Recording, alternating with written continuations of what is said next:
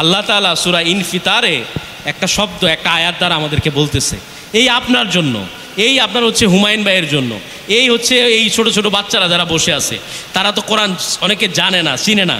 সূরা ইনফিতারের এই আয়াত তোমাদের জন্য।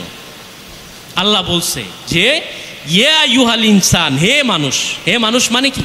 এই যে যেই বাচ্চাটা আজকে 3 বছরের বাচ্চা বসে আছে ওইখানে, এর জন্য। এই যে 70 বছরের 80 বছরের এই বাবা বসে আছে, উনার জন্য। এই যে 40 বছর আমার বাবার বয়সী উনি, উনার জন্য, আমার জন্য, এই ইমাম সাহেবের জন্য, সবার জন্য। ইনসান মানে আমরা সবাই।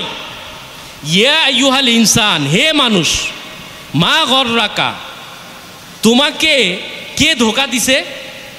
এই আয়াত তো অনেক সময় আপনারা ইমাম সাহেবরা বলে, কিন্তু আপনারা এটা ভালো করে খেয়াল করেন না। আপনারে বলতেছে আপনাকে, ইয়া আইয়ুহাল ইনসান, হে রউফ সাহেব, হে রহিম সাহেব, হে করিম সাহেব, কোন জিনিস, মা গররাকা, তোমাকে কোন জিনিস ধোঁকা দিল? বিরব্বিকাল কারিম, তোমার কারিম রব, তোমার রহিম রহমান, তোমার মহান রব, যেই রব তোমাকে বানাইছে 1 ফোঁটা নাপাক পানি থেকে, সেই রবের কাছ থেকে। এটার উদ্দেশ্য হচ্ছে যে তুমি যে দূরে চইলা গেলা, বউ পাইয়া, সন্তান পাইয়া, জমি পাইয়া, টাকা পাইয়া, তারপর হচ্ছে চাকরি পাইয়া, বড় চাকরি পাওয়ার আগে মসজিদে ঠিকই আসতা, চাকরি পাওয়ার পর আর তুমি মসজিদে আসো না, তোমার জমি অনেক বেশি, এই জন্য তুমি মসজিদে আসো 12:30টার পর, তোমার বয়স কম, এই জন্য তুমি মসজিদে আসো 1:45টায়, বড় ধরনের তোমার হচ্ছে ঝামেলা নাই, বিপদ নাই, সমস্যা কি? হুজুর খুতবা যখন দিতে উঠে তখন যাবো, আমার তো কোনো বিপদ নাই।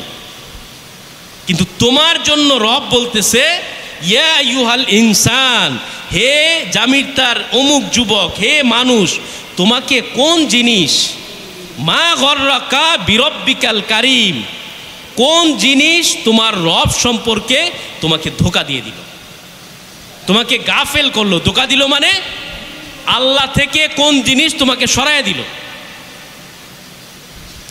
এই কথাটা যদি একটা মানুষ মানুষকে বলে, একজন মানুষ যদি একজন আরেকজন মানুষকে বলে, এ ভাই, তরে কোন জিনিস আমার বন্ধুত্ব থেকে তরে সরায় দিল, কি কারণে চলে গেলি? একটা নারীর কারণে চলে গেলি আমার কাছ থেকে, একটা মানুষের কারণে আমার কাছ থেকে চলে গেলি, একটা জমির কারণে। আমরা অনেক সময় ভাই বাইরে বলি না, কিরে ভাই, এক কাটা জমির জন্য বাইরে ছেড়ে দিলি, বলি না? এই সেম কথাটাই আল্লাহ তাআলা সূরা ইনফিতারে বলছে। আমরা শুধু ভাইয়ের কথা শুনি, বউয়ের কথা শুনি, কিন্তু রব যে আপনাকে কোরআনে, যে এই কোরআন শরীফটা এখানে পড়ে আছে, আপনাকে যে রব বলতেছে, ইয়া আইয়ুহাল ইনসান মা গররাকা বিরব্বিকাল কারিম, হে মানুষ, কোন জিনিস তোমাকে আমার কাছ থেকে দূরে সরাইয়া দিল? আপনি চিন্তা করেন নিজেরটা নিজে, আপনার প্রশ্নের উত্তর আপনিই পাবেন। আপনি যদি চিন্তা করেন আপনার 2টা ছেলে বিদেশ গেছে, এই জন্য আপনি নামাজ ছাড়িয়ে দিছেন, আমার তো সমস্যা নাই, বাজার চলতেছে, তাইলে আপনাকে আপনার ছেলে আপনাকে রবের কাছ থেকে আপনাকে দূরে সরাইয়া দিল। আপনি যদি মনে করেন আপনার স্ত্রী অনেক সম্পদ আছে, আপনার স্ত্রী অনেক সুন্দর, মসজিদে গিয়ে কী হইব, বউয়ের সাথে গল্প করি।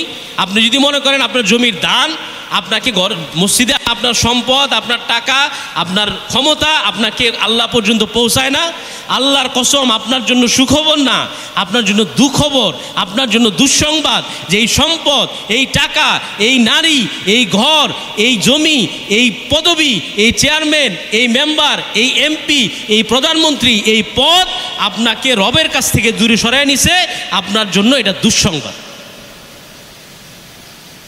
এই জন্য শেষ কথা, আপনাকে ইয়া আইয়ুহাল ইনসান মা গররাকা বিরব্বিকাল কারিম, তোমাকে কোন জিনিস, তোমার মহান রব যে তোমারে বানাইলো তার কাছ থেকে তুমি দূরে সরে গেলা, কোন জিনিসটা তোমারে দূরে সরাই দিল? এই আয়াতটা মনের ভিতরে গাইতা নিয়ে আজকে যাই, সেই জিনিসটা আপনি নিজেই দূর করেন।